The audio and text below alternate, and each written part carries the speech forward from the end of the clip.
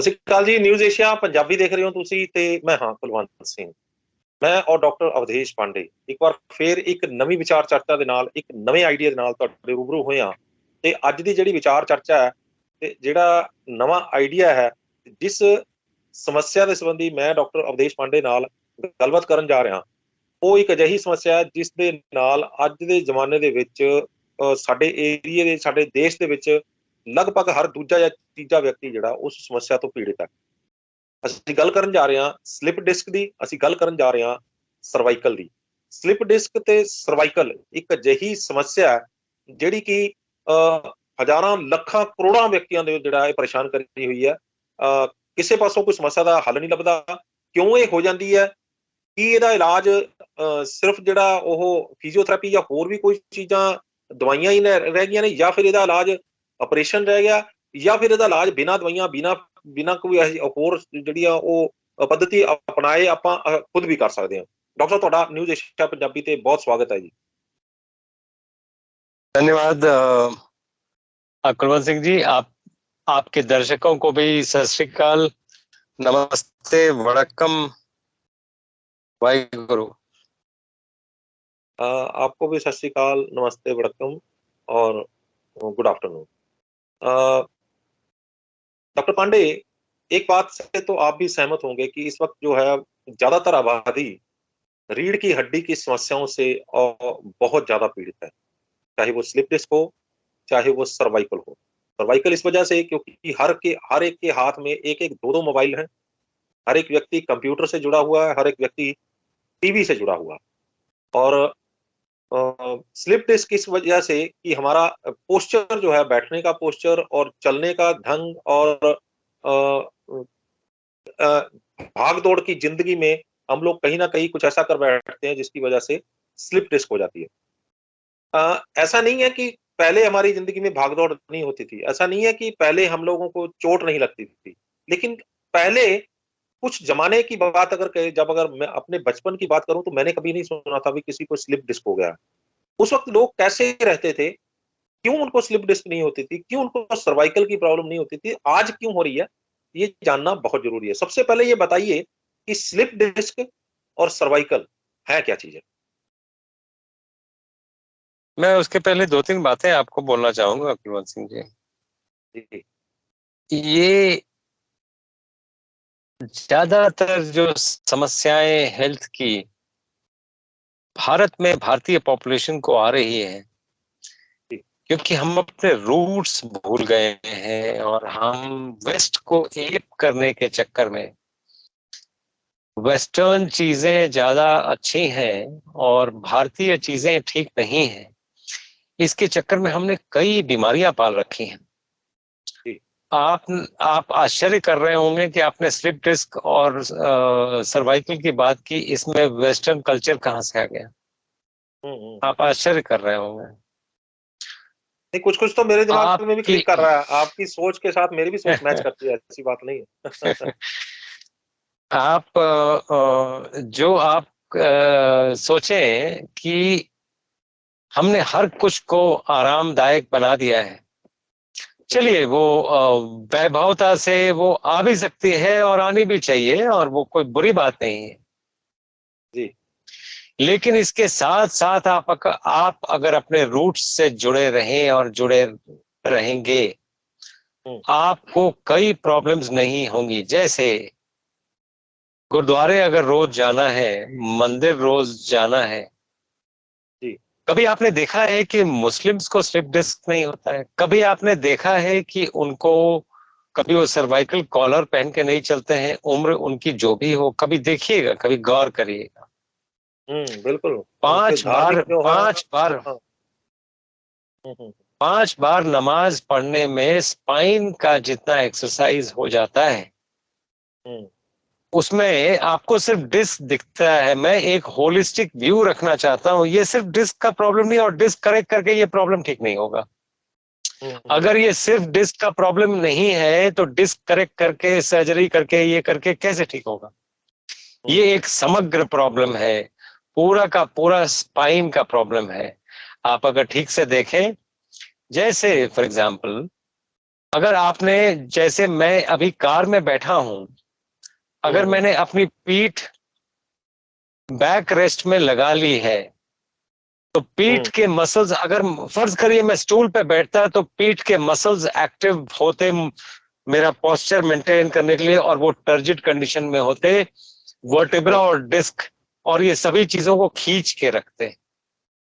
जी जी अब हमने रिलैक्स कर लिया है, जी तो वो मसल्स काम नहीं कर रहे हैं। जी तो जो चीज काम नहीं कर रहे हैं वो धीरे धीरे जो वो काम करते हैं उस पे वो दूसरी स्थिति में चले जाएंगे और उसको लूज हो जाएंगे वो।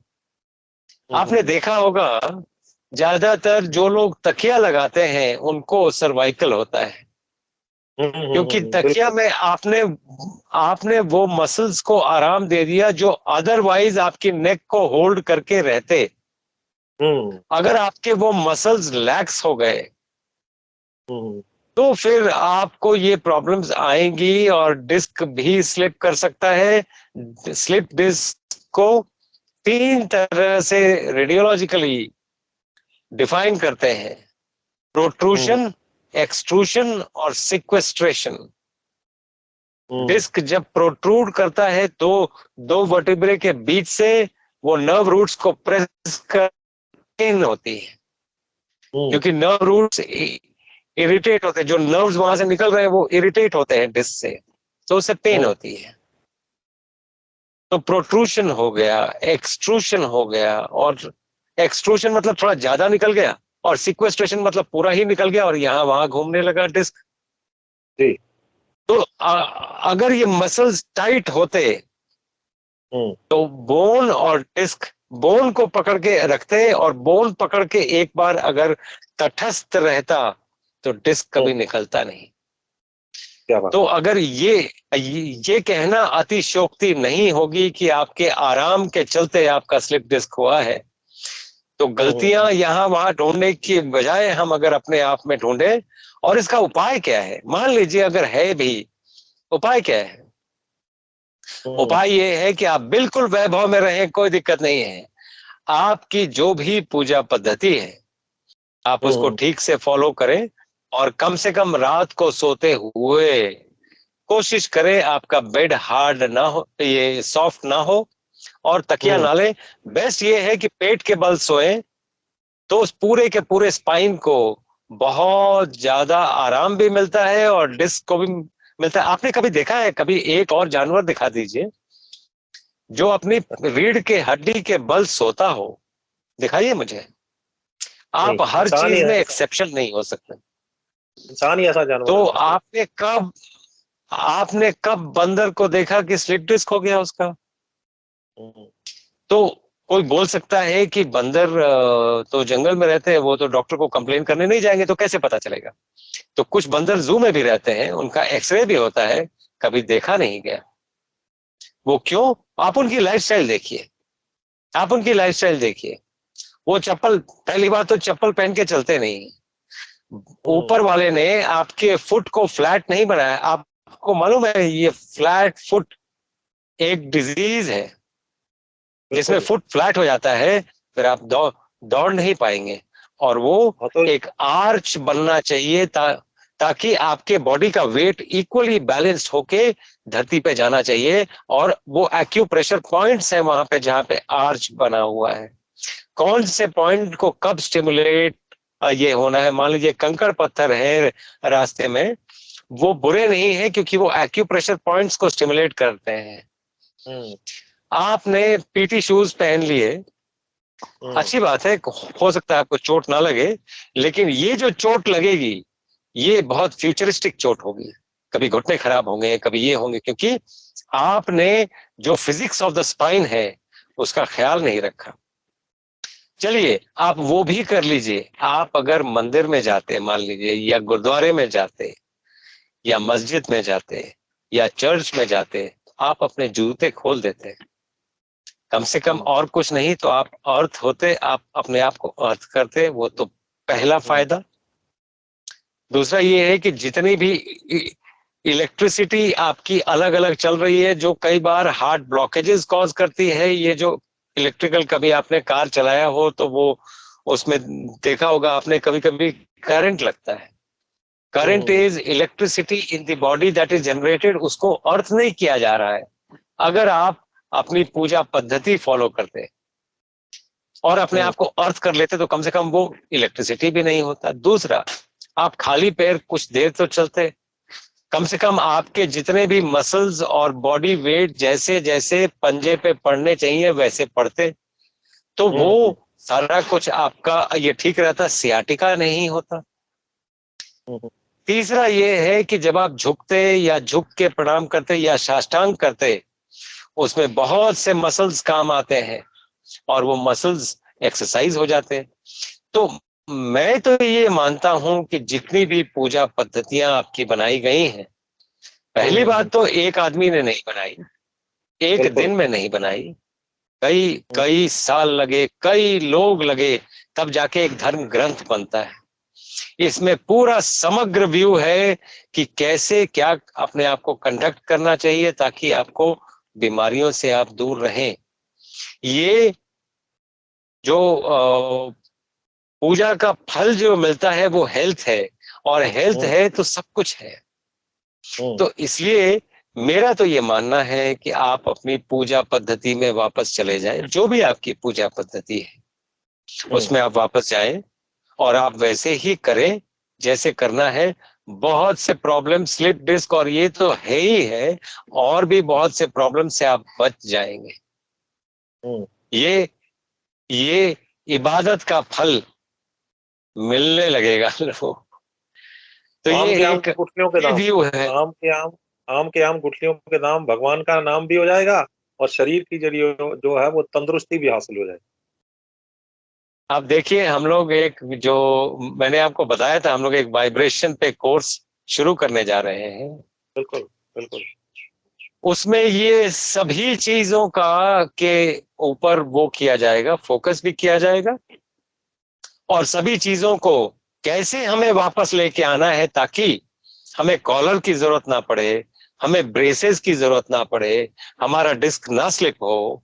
इसमें कैसे, दूसरा एक मैं इंपॉर्टेंट बात आपको बताना भूल गया उसमें, जो मैं बता रहा था कि ये डिजीज चलती कैसे है, होती कैसे है, और उसका ये निवारण क्या है। तो बीच में मैं एक बात बता, ये स्पाइन जो आप देख रहे हैं, इसको संस्कृत में मेरुदंड कहते हैं। मेरुदंड, मेरुदंड, मेरु, मेरु पर्वत से हम सब निकले हैं। सुमेरु पर्वत से हम सभी निकले हैं, ऐसी मान्यताएं हैं। और मेरुदंड का मतलब है सेंटर ऑफ द अर्थ। दंड, एक डंडे को भी बोलते हैं ना। हाँ, दंड, तो हाँ, तो वो एक डंडे ऐसा ही है ना। तो मेरुदंड एक सेंटर ऑफ द अर्थ है, ये इसका स्पिरिचुअल एस्पेक्ट है। तो आप पूछ सकते हैं कि सेंटर ऑफ द अर्थ कैसे, मेरा spine centre of the earth कैसे। तो मैं आपको एक्सप्लेन करता हूं। मान लीजिए आप सी के बीच में खड़े हैं, तभी आप एनालाइज करिए कि आप सी के बीच में खड़े हैं, किसी शिप पे खड़े हैं जहां पर आसपास आपके पीछे आगे कोई भी नहीं है, आप एकदम यूं करके खड़े हैं सी पे, और आप जहां तक नजर दौड़ाएंगे गोल होराइजन दिखेगा और पानी दिखेगा, आगे पीछे दोनों सी के अंदर। तो वो सब में एक सर्कल बना लीजिए, तो सर्कल का सेंटर कहाँ आएगा? आपके स्पाइन में। तो आप मेरुदंड हो गए ना, you are the centre of your universe. मेरुदंड का मतलब है centre of the universe. Whose universe? Your own universe. तो आप अगर सेंटर ऑफ द अर्थ, अगर आपके बॉडी में सेंटर ऑफ द अर्थ है, मतलब आप सेंटर ऑफ द अर्थ है खुद के लिए, तो you are the centre of your own universe, इसीलिए मेरुदंड कहते हैं। तो ये मेरुदंड में ये सिर्फ आपको सेरिब्रोस्पाइनल फ्लूइड्स और ब्लड जो आपको दिखता है वो चलता है, ये आपको दिखता है। इसमें प्रॉब्लम्स है तो आप डिटेक्ट कर सकते हैं। जो आपको नहीं दिखता है वो मैं आपको दिखाऊं। क्या आपको नहीं दिखता है? आपको ये नहीं दिख रहा है कि इस सेंटर ऑफ द अर्थ से 72,000 नाड़ियां क्रॉस करके चल रही हैं और एनर्जी चैनल्स हैं ये जितने भी आप 72,000 जी 72,000 नाड़ियां ये जो निकल रही हैं यहाँ से। 72,000 नाड़ियां, नाड़ी मतलब एनर्जी चैनल्स। नाड़ी वो फिजिकल नाड़ी नहीं है, वो आपको दिखेंगी नहीं। ये एनर्जी चैनल्स हैं। एनर्जी चैनल्स 72 में, इसलिए जो मैं आपको बताऊंगा वो मेडिकल का भी बताऊंगा और स्पिरिचुअल भी बताऊंगा। तो इसलिए क्योंकि ये कॉम्बो यूजुअली लोगों को नहीं मिलता है, और इसीलिए मुझे जो मैसेजेस भी आते हैं वो ऐसे ही आते हैं कि वो ये इंफॉर्मेशन एक साथ लोगों को नहीं मिलता, या लोग उतना एनालाइज नहीं कर पाते। चूंकि हमारा ये काम है और चूंकि हम हीलिंग में लगे हैं, दुनिया हील हो जाए, इस वीडियो के माध्यम से कोई हील हो जाए, हमें ना कांटेक्ट करना पड़े उनको, हमें बड़ी खुशी होगी, बड़ी खुशी। तो मेरे कहने का मतलब है कि 72,000 नाड़ियां बॉडी में चल रही हैं जो एनर्जी कैरी कर रही हैं एक से दूसरे जगह में। जहां पे ये नाड़ियां क्रॉस करती हैं उसको चक्र कहते हैं। ये वैसे देखें कि देश में नदियां जो चलती हैं, नदियां जहां पे क्रॉस करती हैं उसको प्रयाग कहते हैं। चाहे वो देव प्रयाग हो, चाहे वो रुद्र प्रयाग हो, चाहे वो प्रयागराज हो, चाहे वो कोई भी प्रयाग हो। और जितने भी ग्रंथ लिखे गए हैं सनातन के, ऋग्वेद या जितने भी ग्रंथ लिखे गए हैं, सभी प्रयागों पे लिखे गए हैं, क्योंकि वहां पर एनर्जी बहुत हाई होता है। संगम जिसको उसी बोलते तरह उसी तरह आपकी नाड़ियां जहां पे क्रॉस करती हैं वहां पर चक्र है, वहां पे एनर्जीज बहुत हाई होते हैं। मूलाधार चक्र से लेके सहस्त्रार तक, मूलाधार, स्वादिष्ठान, मणिपूरक, अनाहत, विशुद्धि, आज्ञा, सहस्त्रार, ये 7 चक्र हैं आपके, ये स्पाइन से जाते हैं। इसीलिए स्पाइन को सीधा रखना बहुत जरूरी है। अगर स्पाइन टेढ़ा हो गया, एनर्जी चैनल्स टेढ़े हो जाते हैं, कई और बीमारियां आ जाती हैं। इसलिए ये बड़ा जरूरी है। एक मैं उपाय बताता हूं, बहुत सिंपल, जो हर कोई कर पाएगा जिसको सर्वाइकल या डिस्क का प्रॉब्लम हो। उपाय ये है कि अगर आप चेयर यूज करते हैं, जैसे आप जो चेयर यूज कर रहे हैं, आप चेयर छोड़ के स्टूल पे बैठ जाइए।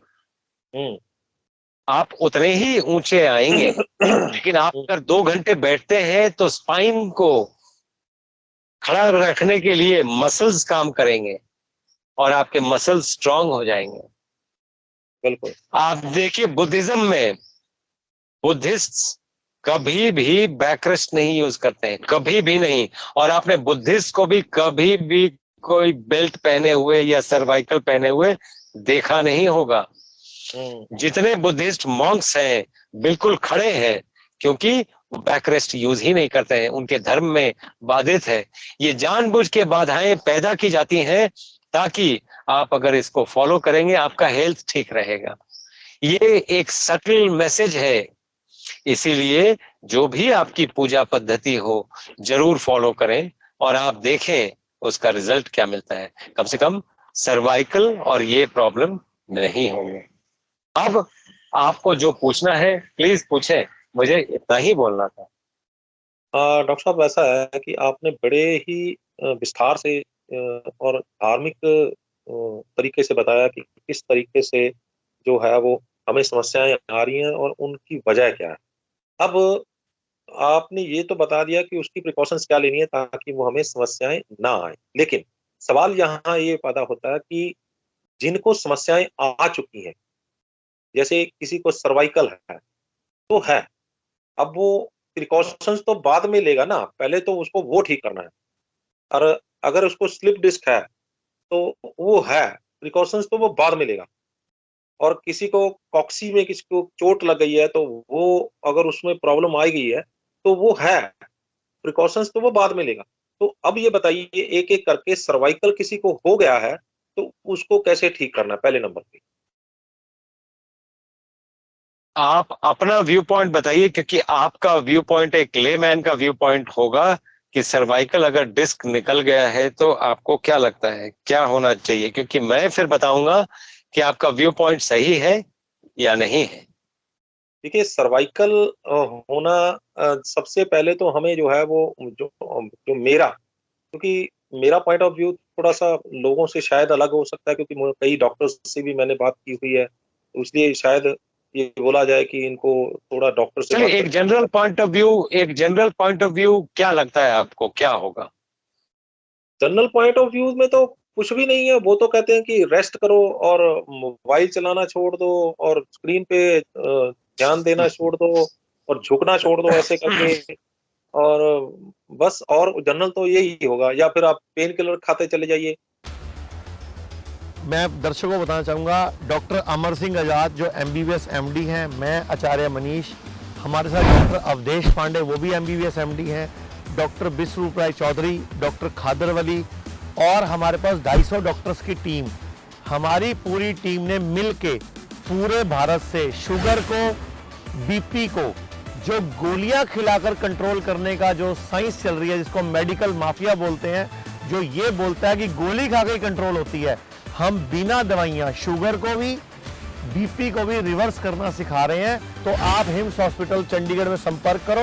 ये यहाँ पे ये hymns hospital and institute of integrated medical sciences जो कि डेराबस्सी चंडीगढ़ में है। तो जब आप यहाँ पे आ रहे हैं तो क्या आपकी एक्सपेक्टेशन होनी चाहिए, वो एक्सपेक्टेशन हमारे थेरेपी से मैच हो रही कि नहीं, ये आपके लिए जानना ज़रूरी है before you start thinking about coming here. यहाँ आने से पहले कुछ बातें आपके दिमाग में क्लियर होनी चाहिए। तो उनमें एक काम हमारा होता है कि ड्रग्स, दवाइयाँ जो नशीली दवाइयाँ मिलती हैं दी जाती हैं, जो एक वजह होती है पेशेंट की किडनी के ख़राब होने का, तो उन ड्रग्स को हम ड्रास्टिकली टेपर डाउन करते हैं, ड्रास्टिक टेपर डाउन। तो पहले तो मेंटल सेटअप ये करके आना है कि यहाँ आएंगे तो दवाइयाँ ड्रास्टिक टेपर डाउन हो सकती हैं। अगर आप उसके लिए तैयार हैं तो यहाँ पे आइए। इनका डायलिसिस पे है तो डायलिसिस का नेचुरल डायलिसिस पे आ जाएगा। हम तो बड़े सिंपली पेशेंट को ये समझाते हैं कि दुनिया में कोई भी बीमारी जुबान पे लगाम नहीं है इसलिए आई है। अगर जुबान पे लगाम खाने के लिए है तो डॉक्टर से वास्ता नहीं पड़ेगा। दूसरा, जो हमारे कैंसर के पेशेंट्स हैं, कैंसर के पेशेंट्स ये पहले ही जैसे डायग्नोसिस होता है उम्मीद छोड़ देते हैं कि अब तो टिकट कट गया, अब तो जाने की तैयारी हो गई और साइकोलॉजिकली बहुत लो हो जाते हैं। तो छोटी छोटी चीज़ें भी उनके लिए बड़ा घातक हो जाती हैं। हम सबसे पहले उनको ये समझाते हैं कि ये जो कैंसर है ये आपका अपना सेल है जो इस स्थिति में आया है। क्या कोई स्थिति ऐसी है जिससे हम इसको रिवर्स कर पाएँ, और हम वही ये करते हैं। ये जितने भी आप पेशेंट देख रहे हैं ये सभी कैंसर के पेशेंट हैं। हिम्स हॉस्पिटल में हम लोग आयुर्वेद की अम्ब्रेला के नीचे हम लोग काम करते हैं और यहाँ पे बिना किसी दवाई के, बिना किसी सर्जरी के बीमारियों का इलाज करते हैं। लीवर रोग, किडनी रोग, heart, psoriasis, cancer, leucoderma, BP, sugar, thyroid, मोटापा, घुटनों का दर्द, क्या आप भी हैं इन जैसी किसी भी लाइलाज बीमारी से परेशान? तो अब आपको चिंता करने की कोई आवश्यकता नहीं है, क्योंकि हम लेकर आए हैं हिम्स के नाम से दिल्ली व चंडीगढ़ के अंदर 2 बड़े हॉस्पिटल हैं, जहां पर आपके खाने पीने रहने की सुविधा के साथ साथ एक ही छत के नीचे Ayurveda, panchakarma, naturopathy, homeopathy, allopathy व आहारीय चिकित्सा के माध्यम से आपकी बीमारी का सही समय पर सही समाधान किया जाता है। अगर आप भी चाहते हैं अपनी बीमारी का सही समाधान सही समय पर पाना, तो आप हमारे हिम्स हॉस्पिटल में आकर भी अपनी बीमारी का इलाज करवा सकते हैं। और इसमें और तो कोई, या किसी को अगर चोट लगी है तो वो कैल्शियम खिला देंगे उसको। अगर उसमें बेड रेस्ट बता दी जाएगी बस, और तो कुछ है नहीं। या बेल्ट लगा लो आप, बेल्ट लगाने से वो मसल जो है वीक हो जाएंगे, क्योंकि वो उसको पकड़ के जो रखने वाली मसल है उसको उसको तो वो काम ही नहीं करने देती बेल्ट। यही है जनरल पब्लिक का व्यू जो है। कुछ डॉक्टर सर्जरी भी बोलते हैं कि सर्जरी हाँ, वो करके तो डिस्क है को ना। रिप्लेस या कर दिया कुछ जाए, इंजेक्शन आर्टिफिशियल इंजेक्शन डिस्क लगा लगा देते दिया जाए। हैं, इंजेक्शन लगाने के लिए भी बोल देते हैं, स्टीरॉइड का इंजेक्शन लगा देंगे, 6 महीने काम करेगा, 6 महीने बाद फिर लगा देंगे। तो हीलिंग क्या होना चाहिए? हम्म, हीलिंग ये होना चाहिए कि जो इंसल्टिंग फैक्टर जो ये डिजीज प्रोड्यूस किया, उस हम्म, इंसल्टिंग फैक्टर को हटा दिया जाए तो बॉडी हाँ, अपने आप को हील कर लेगी। ये बेसिक प्रिंसिपल, हम्म, इसी प्रिंसिपल पे हम काम करते हैं और पेशेंट्स को हील करते हैं। हम्म, मैं आपको बताऊं तो सर्वाइकल इंजेक्शन से ठीक हो जाएगा, रेस्ट करने से ठीक हो जाएगा, कॉलर पहनने से ठीक हो जाएगा। क्या ये ठीक होगा? नहीं होगा। पेन किलर खाने से सर्वाइकल का प्रॉब्लम ठीक हो जाएगा? नहीं, उल्टा किडनी खराब हो मैं जितने भी लोग सुन रहे, नहीं मैं चलिए किडनी पे नहीं भी आते हैं, वो तो खैर बात की बात है, आपने बहुत इंटेलिजेंट बात बोली है, मान लीजिए जाएगा। वहां तक नहीं भी जाते हैं, तो क्या जिनको सर्वाइकल का प्रॉब्लम है वो क्योर हो जा रहे हैं, उनका दर्द चला जा रहा है? नहीं जा रहा, बढ़ता तो चला जा कौन बताएगा? कौन बताएगा? इसीलिए हमने ये मुहिम, और मैं बहुत आपका शुक्रगुजार हूं कि आपके चलते बहुत से लोगों को ये फायदा भी पहुंचेगा, और मुझे बड़ी खुशी होगी अगर ये आपका वीडियो देख के लोग अपने आप को हील ही कर लें। उसका मैं आपको बहुत सरल उपाय बताता हूँ। मैं खुद को खुशकिस्मत समझता हूँ कि भगवान ने मुझे इस काम के लिए चुना है। मैं आपको बहुत सरल उपाय बताता हूं जो हर कोई कर सकता है और ये प्रॉब्लम दूर हो सकता है। जी। ज्यादातर जिन लोगों को स्पाइन का और डिस्क का प्रॉब्लम है, ओबीज होते हैं, ज्यादातर आपने देखा होगा ओबेसिटी पहला प्रॉब्लम है उनका। बिल्कुल मोटे होते हैं। दूसरा प्रॉब्लम ये है ओबेसिटी के साथ साथ कोई ना कोई प्रॉब्लम और एसोसिएटेड होता। अगर मान लीजिए डायबिटीज या ब्लड प्रेशर नहीं है ओबीज लोगों को, मान लीजिए, तो फैटी लीवर होगा। हाँ, वही मैं बोलने वाला था, लीवर भी एक प्रॉब्लम है। लीवर में अगर कुछ हाँ, तो प्रॉब्लम फैटी लीवर से लीवर फेलियर तक हम्म, हमारे पास मॉडर्न मेडिसिन के पास टूल्स नहीं है कि इसको वापस किया जाए। ये दवा ले लीजिए वापस हो जाएगा, ये नॉर्मल हो जाएगा, ऐसी कोई दवा मेरी जानकारी में नहीं है। अगर होगा तो हो सकता है हो, लेकिन मेरी जानकारी में है कि नहीं है। तो ओबेसिटी अपने आप में एक प्रॉब्लम है। अच्छा, अगर ओबीज हो गए तो सबसे सबसे पहला चीज क्या होगा? पेट निकल जाएगा आगे। पेट निकलेगा, आदमी साइड से देखे, साइड से ये स्पाइन है, पेट निकल गया, वो कमान बन जाता। अगर पेट निकल गया तो स्पाइन टेढ़ा हो गया, क्योंकि स्पाइन वहीं पर नहीं रह सकता है। पेट निकल गया तो स्पाइन को भी साथ में निकलना पड़ेगा। तो दो हड्डियों के बीच में जो डिस्क है, पहले यूं था, दो दो दो हड्डियां आप यूं समझें, अगर ये सामने की तरफ हो गई तो आप देखिए कैसी हो गई, तो ये डिस्क निकल जाएगा ना। पहली चीज तो ओबेसिटी कम करें। ओबेसिटी कम करने के लिए हमने जो डाइट्स, हम कितना कुछ कर चुके हैं, वो डाइट्स फॉलो करें ताकि ओबेसिटी, पेट कम हो। पेट कम होगा तो ये जो डिस्क का प्रॉब्लम था, पेट अगर अंदर चला जाएगा तो ये वापस जुड़ जाएगा, तो डिस्क भी वापस आ जाएगी। पहली चीज। दूसरी चीज, एक्सरसाइज करें और स्पाइनल एक्सरसाइजेस करें। मैं आपको एक बड़ा सिंपल सी बात बताता हूं। भारत के 2 ही एक्सरसाइजेस हैं जो पहले के पहलवान करते थे, दंड बैठक और दंड पेलना। तो आप अगर देखेंगे वो उसमें स्पाइन ऐसे घुमाते हैं, नीचे आपने से देखा होगा। वो सिर्फ पुशअप नहीं है, वो स्पाइन ऐसे घुमाते हैं। तो जितने भी मसल्स हैं जो आपकी हड्डियों को खींच के रखते हैं, उनका एक्सरसाइज है वो। तो मैं तो बोलता हूं भारत के तरीके में आप आ जाएं, जो भारतीय तरीका है जीने का उसमें आप आ जाएं और अपनी पूजा पद्धति के हिसाब से ठीक से फॉलो करें। यकीन करें जो फल आपको मिलने जा रहा है वो है हेल्थ। एक तो वो, दूसरा आप चेयर का ये बैक रेस्ट निकाल दीजिए और स्टूल पे बैठना शुरू कर दीजिए।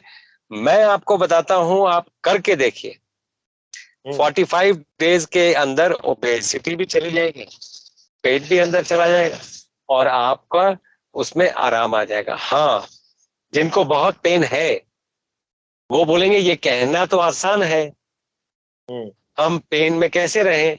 उसके और भी कई तरीके हैं पेन हटाने के, जैसे pain is an accumulation of acid. आप एल्कलाइन वाटर पिए, आप एसिड निकालने के सभी काम कर लें, कॉन्स्टिपेशन रिलीव करें। सबसे पहला काम कॉन्स्टिपेशन, सबसे पहला काम constipation, respiration, perspiration, urination and defecation, यही 4 तरीके हैं बॉडी के एसिड निकालने के। जब भी सांस लें कोशिश करें लंबा सांस लें, तो वो अल्कलाइन ब्रीदिंग है, एसिडिटी कम हो रही है, आपकी पेन कम होगा। दूसरा, जब आपका पेट निकल जाता है तो पेट और लंग्स के बीच में एक डायफ्राम होता है, जो ऊपर में लंग्स है और नीचे पेट है। तो पेट अगर भरा रहेगा तो डायफ्राम ऊपर की तरफ रहता है, तो लंग्स की कैपेसिटी छोटी हो जाती है, तो आप लंबा सांस नहीं ले सकते हैं। इसीलिए सांस चढ़ने लगती है मोटे लोगों को। मोटे लोगों को अगर एक दिन की आप फास्टिंग करा दें तो डायफ्राम नीचे आ जाता है और लंग्स की कैपेसिटी बढ़ जाती है, तो वो ज्यादा सांस ले सकते हैं और ज्यादा अपने को होल्ड कर सकते हैं। पेन चला जाएगा, पेन चला जाएगा। आप अगर ठीक से सांस लेना शुरू करें, सभी मसल्स काम करने लगते हैं। अभी क्या हो रहा है, मसल्स काम चलाने में काम कर, चलो जिंदगी चलानी है तो क्या कर सकते हैं, वैसे चल रहे हैं। आप जीने में आ जाइए ना। आप नहीं, हम तो खाना खाने के लिए ही सब कुछ कर रहे हैं। ऐसा कई पेशेंट्स मुझे कहते हैं, आप बोलते हो खाना ही छोड़ दो। मैं ये नहीं बोल रहा हूं कि आप खाना छोड़ दो, इतना खाना रिक्वायर्ड है क्या? इतना खाना अगर रिक्वायर्ड है तो आप ओबीज नहीं होते। या तो आप शारीरिक मेहनत करें तब आपका खाना रिक्वायर्ड है, ये मान सकते हैं, ये मान सकते हैं। अगर आप नहीं कर रहे हैं तो इतना खाना रिक्वायर्ड नहीं है। कोशिश करें कि पानी वानी पी के काम चला लें, ताकि आपकी भूख चली जाए। आप देखिए, कभी अगर आपको भूख लगी हो, 4 गिलास पानी एक साथ पी लीजिए, भूख चली जाती, भूख चली जाती है। तो आप ये अफोर्डेबिलिटी का प्रश्न, यहाँ पर अफोर्डेबिलिटी नहीं, अफोर्डेबिलिटी कहीं कोई क्वेश्चन नहीं है, प्लीज। अफोर्डेबिलिटी का कहीं कोई पॉइंट नहीं है। पॉइंट ये है कि आपने ठीक से जीना है कि नहीं जीना है। वो क्षणिक सुख के लिए कि टेस्ट बहुत अच्छा था, टेस्ट सिर्फ 2 इंच होता है, इसके नीचे सभी टेस्ट सेम है। तो ये इन बातों को जब तक हम गहन रूप से देखेंगे नहीं कि हमारी जो इंद्रियां हैं जिससे हम सब कुछ लेते हैं, आंखों से हम देखते हैं वो अंदर लेते हैं, कान से सुनते हैं वो अंदर लेते हैं, जीभ से टेस्ट करते हैं वो अंदर लेते हैं, नाक से स्मेल करते हैं वो अंदर लेते हैं, स्किन से टच करते हैं वो फीलिंग लेते हैं। यही 5 सेंसेस हैं।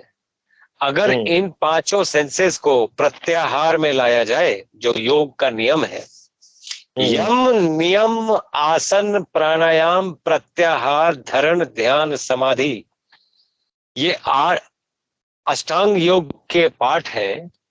तो आप जो प्रत्याहार में आते हैं, प्रत्याहार मतलब आहार आप बाहर से नहीं लेंगे, आप अंदर से आहार लेंगे। आंखों को कोशिश करिए अंदर देखने की, सूंघने की कोशिश अंदर करिए, कानों से अंदर सुनने की कोशिश करिए, जीभ से जीभ को तालू पे लगा लीजिए और ट्राई करिए अंदर ये ले जाने का, खेचरी मुद्रा कहते हैं उसको। और आंखों को बंद कर लीजिए ताकि बाहर की दुनिया ना दिखे, आप कोशिश करें अंदर देखने का। और उंगलियों से खुद को टच करें ताकि वो एनर्जी चैनल्स अंदर आए, मेडिटेशन कहते हैं इसको। आप प्रत्याहार में आ जाए। प्रत्याहार इज उल्ट आहार। आप बाहर से आहार नहीं ले रहे, अंदर से आहार ले रहे हैं, प्रत्याहार। तो आप प्रत्याहार पे आ जाए, जिसको कॉमन टर्म्स में फास्टिंग कहते हैं, कि आपने खाना नहीं खाया उस दिन।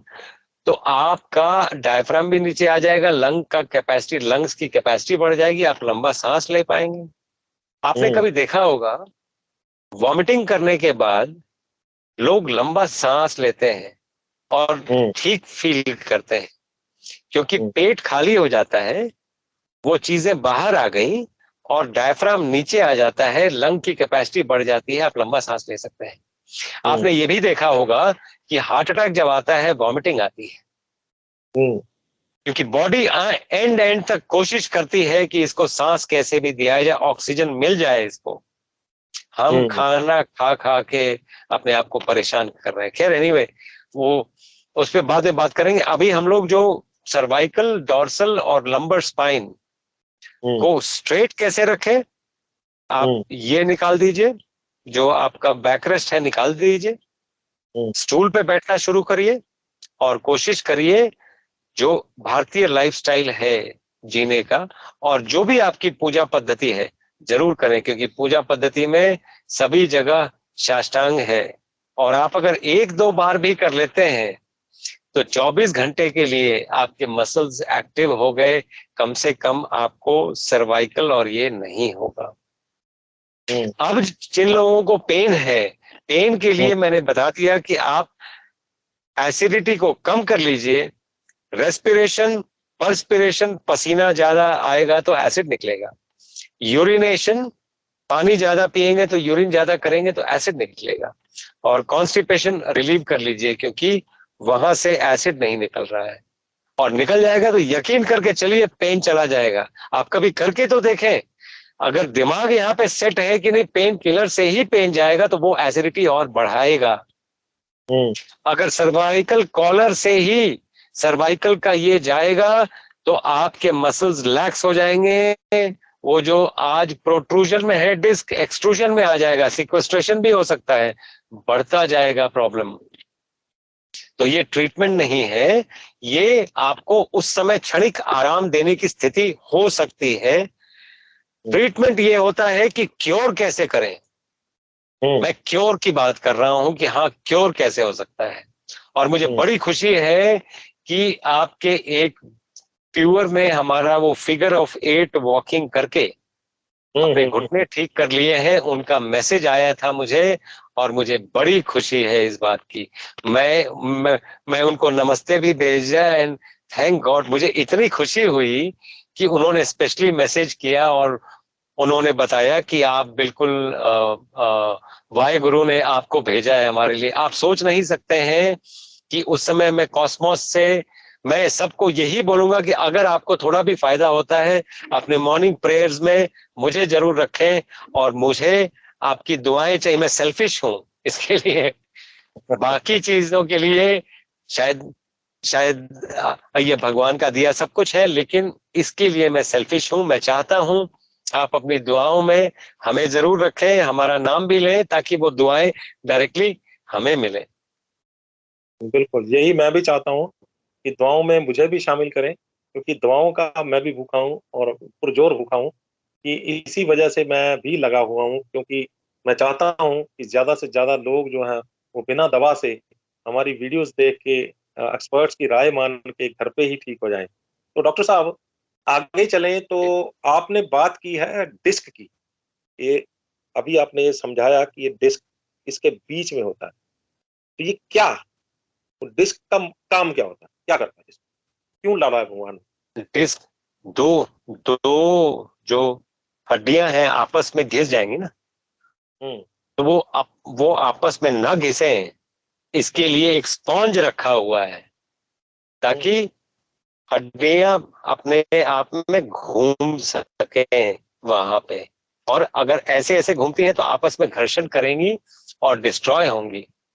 तो उनको दो आपस में न घिसे, इसलिए स्पॉन्ज रखा हुआ है, उसी को डिस्क कहते हैं। ये मतलब अपने आप में ये भी बोला जा सकता है कि एक शोकर का काम भी करती है। यस, एब्सोल्युटली, बिल्कुल बिल्कुल, आपने ठीक पकड़ा है जी। तो अभी हमने डिस्क की बात भी कर ली, अ, हमने सर्वाइकल की बात करी।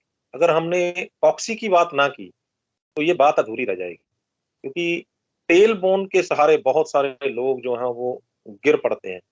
बहुत सारे लोग जो हैं उनको चोटें लग जाती हैं, क्योंकि जब भी गिरते हैं तो हिप के सहारे गिरते हैं, या तो उनका हिप बोन टूट जाता है या फिर टेल बोन के ऊपर बहुत जबरदस्त चोट लगती है, जो वो टेढ़ी हो जाती है, अंदर को टेढ़ी हो जाती है। तो अगर जिन लोगों को ये समस्या आती है तो उनको क्या करना चाहिए? सबसे पहले ओबेसिटी कम करना चाहिए, सबसे पहला काम, क्योंकि आपके एनर्जी चैनल्स ब्लॉक हो रहे हैं, ब्लड सप्लाई ब्लॉक हो रहा है, और इतना ज्यादा आप ओबीज हो गए हैं कि नीचे पेल्विस में ब्लड सप्लाई नहीं जा रहा है। उसके चलते इरेक्टाइल डिसफंक्शन, चाहे वो मेल हो चाहे वो फीमेल हो, दोनों में है। उसके चलते आप आपके चेहरे पे झुर्रियां, क्योंकि आप सांस नहीं ले पा रहे हैं ठीक से, अगर सांस लेंगे तो चेहरे पे झुर्रियां नहीं आएंगी। उसके चलते पूरा समग्र प्रॉब्लम, हार्ट का प्रॉब्लम, सोच की प्रॉब्लम, डिमेंशिया, डिप्रेशन, आंखों का कमजोर होना, नाक के प्रॉब्लम्स, नाक से ठीक से सांस नहीं ले पा रहे हैं, दांतों के प्रॉब्लम। आप देखिए, मैं पूरी बॉडी को जोड़ दूंगा, इसलिए मैं नटशेल में मैं ये बताना चाहूंगा कि आपको ओबेसिटी कम करना है। ओबेसिटी कम करेंगे तो C1 वर्टिब्रा से लेके कॉक्सिक्स तक आपके एनर्जी चैनल्स मेंटेन रहेंगे। और जो कॉक्सिक्स की आपने बात की, एग्जैक्टली मूलाधार चक्र वहीं पे होता है, एग्जैक्टली वहीं पे होता है एनाटॉमिकली।